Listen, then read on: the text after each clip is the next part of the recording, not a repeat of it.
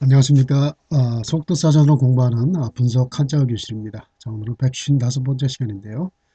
자, 오늘도 문장 속에 있는 한자어를 우리 한 단어씩 한번 알아보도록 하겠습니다. 자, 한글 전용 교육은 지향해야 한다. 이런 내용의 문장인데요. 자, 한글 전용 제가 두 개 한자를 써놨습니다. 한자어를 써놨는데요. 자, 어떤 한자어가 맞을까요? 자, 이거 보겠습니다. 오로지 전자죠. 쓸용자입니다. 오로지 이렇게 되어 있네요. 한글 전용이라는 것은 바로 한글만 쓰는 것이죠. 이 전용이란 말은 같이 쓰지 않고 오로지 혼자서만 쓴다는 그런 의미죠. 그래서 우리 한자와 한글 두 가지를 같이 쓰는 것이 아니라 한글만 쓰겠다 이런 것입니다. 여기 뒤에 보면은 이것도 전용이죠. 이건 굴을 전자입니다. 쓸 용자인데요. 굴러서 쓰다 이런 의미인데 요것을 이제 다른 데로 돌려 쓰는 것을 우리가 전용이라고 합니다. 우리 공금 전용 또 예산 전용 이렇게 많이 쓰고 있죠. 그래서 예정되어 있는 곳에 쓰지 않고 다른 곳에서 다른 곳으로 이렇게 돌려 쓰는 것을 이렇게 전용이라 합니다. 한글 전용 당연히 이제 앞에 있는 것이 맞겠죠. 그래서 이것을 그 한글로만 이렇게 쓰게 되면은 이렇게 볼까요? 한글만 전용하면은 요 한자의 발음이죠.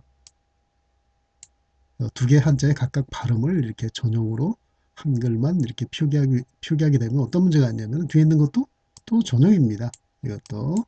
그래서 어, 두 개의 단어 자체를 우리가 구분할 수가 없겠죠. 전혀 구분할 수가 없습니다. 우리 국어사전에 보면 이렇게 한자가 한 70%가 가까이 되는데요. 그 70% 단어가 전부 이렇게 동음자입니다. 아, 그래서 우리가 한자는 이렇게 한자로 표기하지 않고서는 전혀 그것을 구분할 수가 없습니다. 우리가 예를 들어서 한글 전용했을 때 한자를 이렇게 변개해서 써놓으면은 금방 알 수 있겠죠. 오로지 쓰는 것이다. 모르면 찾아보면 되겠죠. 이렇게 써놓으면 우리가 찾아봐도 그것을 이해할 수가 없습니다. 우리 국어사전 보면은 이렇게 전용 쓰게 되면 한자가 이렇게 변개되어 있습니다. 그래서 쭉 밑으로 나와 있는데 한자를 모르면 결국 그 차이점을 전혀 이해할 수가 없는 것이죠. 그래서 우리가 한글만 전용한다는 것은 결국은 우리가 스스로 우리 지적 능력을 발달시키는 것을 포기하는 것과 많습니다. 우리가 원시 상태로 돌아가자는 것이죠. 우리가 교육하지 말자는 것과 마찬가지입니다. 그래서 한자의 발음은 여기 수박에 보이죠? 껍데기에 불과합니다. 사실 문자의 가장 큰 의미는 뜻을 이해하는 것이죠. 만일 이 전용이라는 발음을 몰라도 전용 자체의 뜻을 안다면 그게 사실 더 의미가 있는 것입니다. 문자의 목적은 바로 의미를 전달하는 데 있기 때문이죠. 그래서 우리 한글 발음만 이렇게 써놓고 공부한다면 바로 수박 껍데기만 하는 것과 똑같습니다. 영원히 수박 맛을 모르게 되는 것이죠. 이 맛있고 달콤한 이 수박 속살을 우리 아이들한테 우리는 전혀 맛을 보여주지 않고 있습니다. 왜? 한글로만 쓰기 때문에 그렇습니다. 여러분이 보시더라도 한글 전용 정책의 허구성이 비과학적이고 원시적인 것임을 금방 이해할 수 있겠죠. 자, 교육이라는 것은 바로 지식과 기술을 가리키며 또 인격을 길러주는 것을 바로 교육이라고 얘기하고 있습니다.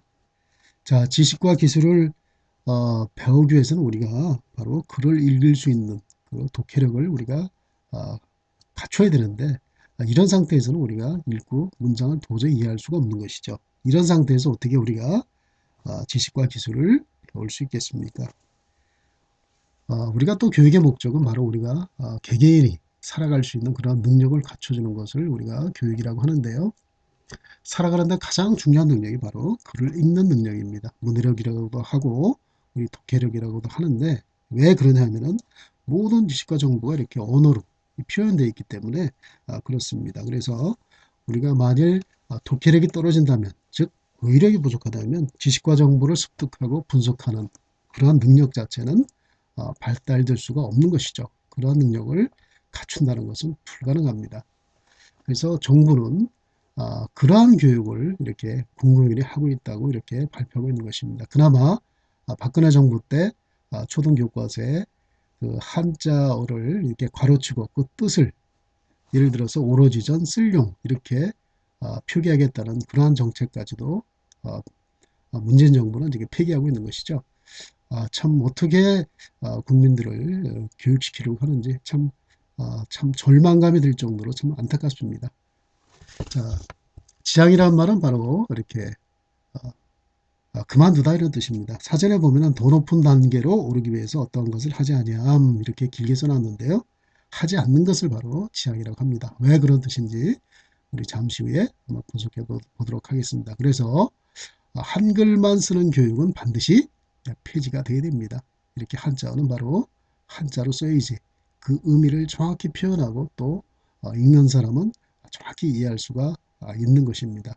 한자는 남의 것이 아니라 바로 우리 거라는 생각, 한글만이 우리 것이라는 그러한 생각은 반드시 우리가 버려야 될 걸로 생각합니다. 자, 그러면 지향이 어떤 뜻인지 우리 한 글자씩 보도록 하겠습니다. 멈출지, 오를 양 이런 뜻이죠. 자, 오르기 위해서 우리가 멈추다 그런 뜻입니다. 그만두다 이런 뜻이겠죠.